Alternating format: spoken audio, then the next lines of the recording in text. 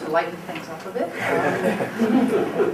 I'm going to ask each of you if you support the governor's water bond bill, and if there's anything in there that you approve of or disapprove of.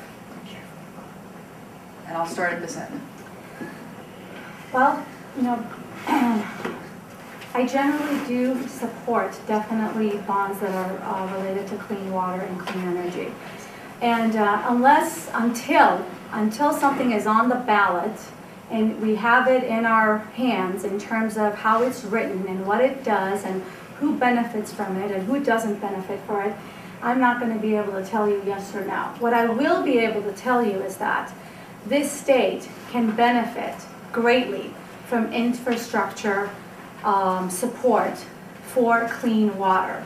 We definitely must be able to utilize the water that we have better. We must be able to have permeable concrete so that we can hang on to the water that we get through rain. We must be able to use recycled water to be able to do some of the large watering that we do in state and in our schools. In schools we do that at Glendale Unified School District.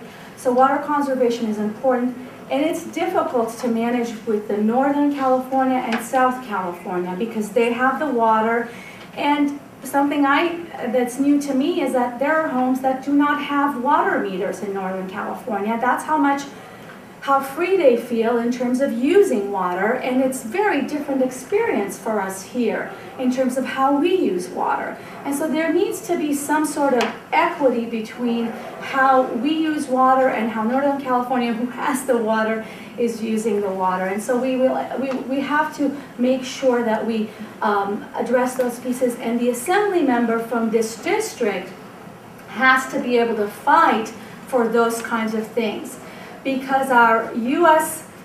senators are from Northern California, or rather are from Northern California, and so we have to be able to fight for the right share of our water. Okay, Mr. Gatto. Okay, so the Safe, Clean, and Reliable Drinking Water Supply Act of 2010, which was passed by the legislature and proposed to go on the ballot very soon, I think it's like anything else. It's a compromise. And as a compromise, it has flaws, but I think it's a pretty darn good attempt to get the water conservation and water cleanliness issues before the voters and passed into law. I do have a couple issues with it that I would have liked to see improved. One of them is the use of recycled water to irrigate things like landscaping in our cities. The city of Irvine has had a recycled water program for years, and it's really a model for the whole country. And this is a Southern California city that had a very conservative government for a long time that was hardly, environmental, what we would call environmentalists. But they have a wonderful program in place, and I would have liked to see greater incentives in this bond, greater funding for that type of water use. The second thing that I have that I think is just a small flaw with this, but it's just a philosophical flaw, is that I think in general our use of bonds has skyrocketed improperly in the last several years.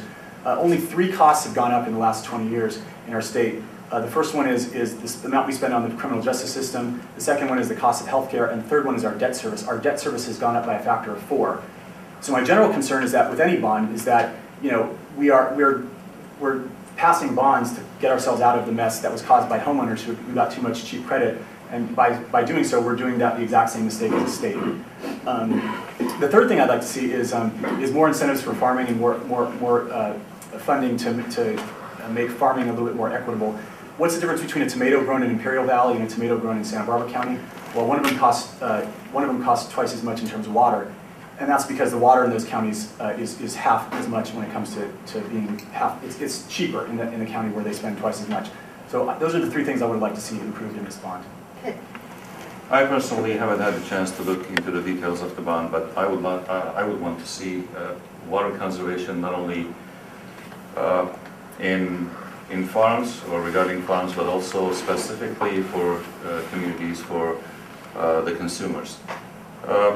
We've seen, even here in Glendale, we've seen people, even though we have passed ordinance after ordinance, as long as there is no enforcement of the law, ordinances become just pieces of recommendations, and most people do not follow them. what we need to do is educate the community about the need of conserving water, and I would love to see something in there in the bond to address the issue of educating the communities as well.